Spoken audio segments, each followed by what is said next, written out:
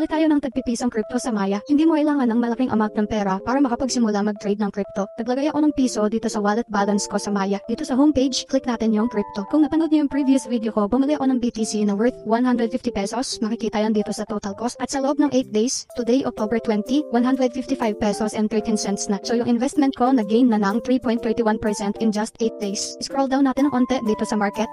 Then click natin tong see all sa gilid para makita natin lahat ng available na crypto dito sa Maya. Dito sa crypto marketplace, bili tayo ng tig-pipiso ang Solana. Dito sa taas, makikita natin yung current price ni Solana. Kapag nag-scroll down ka, makikita mo dito yung description ng Solana blockchain. Makikita mo din dito sa market stats, yung market cap and other details ng Solana. Dito sa baba sa kaliwa, click natin yung buy button. Kita naman natin dito yung minimum is 1 peso. Lagay ko na dito 1, tapos click na natin yung continue. Dito pinapa-confirm lang sa atin yung payment. Bibili tayo ng tig-pipisong Solana nang wala tayong babayaran na fee. Click na natin yung pay. Makikita natin dito sa ilalim ng my portfolio, meron na tayong nabili na Solana. Kaya 0.95 cents yung nakalagay dyan kasi merong spread at dyan kumikita si Maya. Follow me for more crypto content.